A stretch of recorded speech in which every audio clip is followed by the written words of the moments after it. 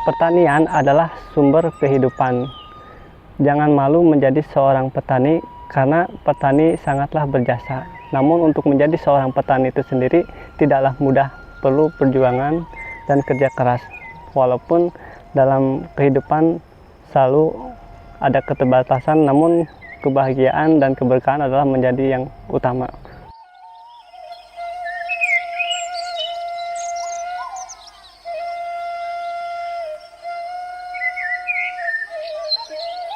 Selamat siang, perkenalkan nama saya Denny, usia saya 30 tahun.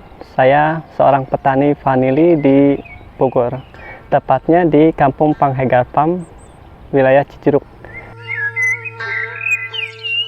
Vanili merupakan salah satu jenis tanaman perkebunan yang berasal dari Meksiko.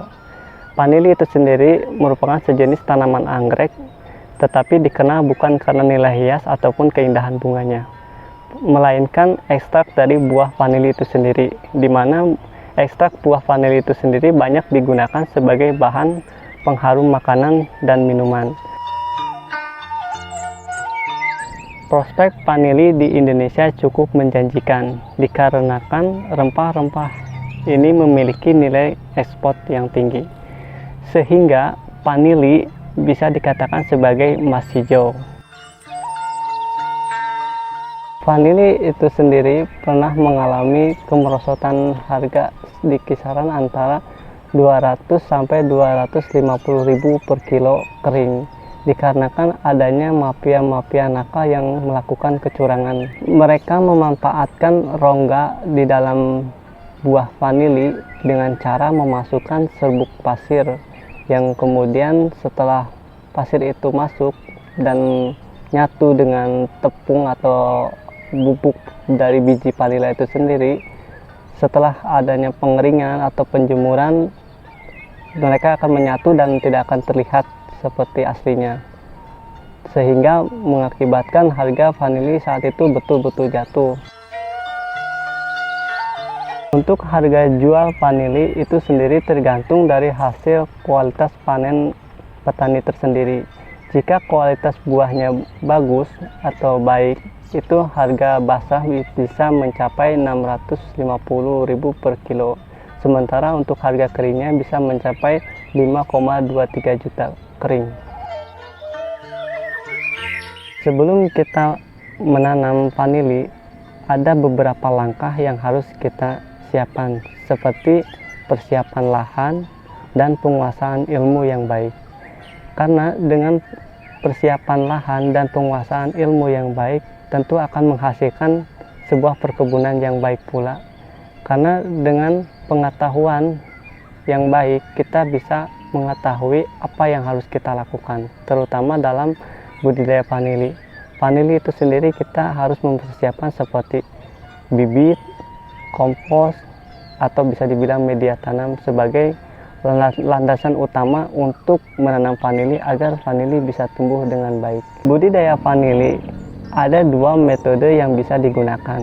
Namun untuk saat ini kita sebagai vanili dari Panghegarpam menggunakan metode konvensional. Artinya kita menggunakan tajar hidup berupa pohon kihujan atau yang bisa dibilang gamal atau pohon hanjuang. Namun intinya untuk vanili itu sendiri kita membutuhkan cahaya sekitar antara 60 sampai 80%. Adapun cara lain yaitu dengan cara sistem modern. Modern ini menggunakan sistem net house atau yang bisa dibilang greenhouse.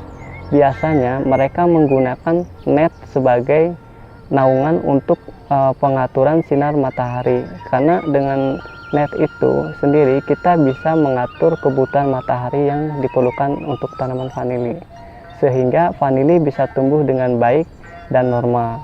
Karena dengan intensitas matahari yang terlalu berlebih bisa mengakibatkan vanili itu sendiri terbakar atau hangus, dan lama-lama vanili itu sendiri akan mati. Nah, sekarang kita masuk pada sistem bagaimana cara kita menanam vanili. Nah, pertama-tama tajar kita masukkan tepat posisinya di tengah-tengah lubang tanam yang sudah kita siapkan sebelumnya. Nah, selanjutnya lubang tersebut diberi kompos sedikit, kurang lebih sekitar 5-10 cm ketebalannya. Lalu selanjutnya bibit vanili yang sudah kita siapkan ditaruh di bawah tajar ini. Lalu kita letakkan vanili ini tepatnya di samping tajar yang sudah kita siapkan. Setelah itu lalu kita ikat dengan posisi mengarah ke atas.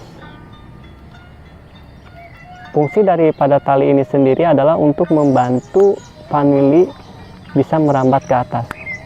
Karena kalau tidak kita ikat, posisi tanaman ini tidak bisa naik. Selanjutnya kita tambahkan sedikit campuran media kompos tadi. Nah, ini kita tambahkan lagi. Kita uruk kalau bisa setebal ini sampai akar vanili ini tidak kelihatan, supaya nanti persiapan makanan untuk vanili ini cukup sampai akarnya ini tertimbun. Selanjutnya tapas kelapa ini kita gunakan sebagai penutup lapisan atas pohon vanili ini. Tujuan dipasang sabut kelapa ini adalah satu, untuk menjaga kelembaban media tanam vanili, dan yang kedua untuk memudahkan akar vanili turun ke bawah dan mencari makan. Sabut kelapa ini kaya akan kandungan nitrogen, mineral, fosfat, kalium, dan oksigen. Selanjutnya, setelah kita selesai melakukan penanaman seperti ini, vanili harus kita siram. Tujuan daripada penyiraman ini adalah untuk menjaga pohon vanili itu tidak stres. Artinya akar vanili dapat asupan minum supaya pohon vanili ini bisa tumbuh baik. Nah, ini proses penanaman vanili bisa dibilang selesai.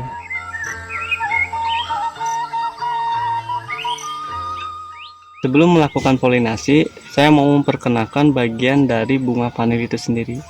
Nah, ini adalah bagian dari kelopak bunga vanili bagian luar. Nah, ini terdiri dari 5 helai daun ini. Nah, ini adalah lapisan kedua. Nah, ini adalah tangkai putik. Ini tangkai putik. Sementara ini adalah kepala putik, dan ini adalah benang sarinya. Nah, ini adalah benang sarinya. Jadi ini kita buka terlebih dahulu mulut dari benang sari ini. Lalu kita masukkan seperti ini. Nah, kita tekan. Nah, proses polinasi sudah selesai. Sekarang kita masuk pada proses panen. Nah, ini adalah polong vanili. Nah, ini vanili ini usianya sudah 9 bulan, dan ini sudah waktunya untuk kita petik. Ciri dari vanili itu sendiri, pada saat dia sudah berumur 9 bulan, nah ini ditandai dengan pecah di bagian ujung vanili. Ada juga yang tandanya seperti ini, dia di bagian ujungnya itu merah, kuning seperti ini. Nah, ini tandanya vanili harus segera kita petik untuk diproses. Cara petik vanili adalah seperti ini, dengan menggunakan pisau untuk memutus tangkai. Nah, seperti ini.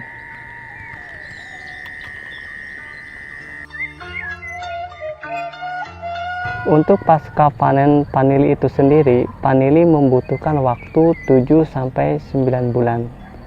Setelah dipanen, vanili harus kita bersihkan dari kotoran-kotoran yang menempel di kulit buah vanili itu sendiri. Caranya adalah membersihkan vanili dengan air yang bersih mengalir. Setelah dilakukan pembersihan vanili kita masuk pada tahap perebusan.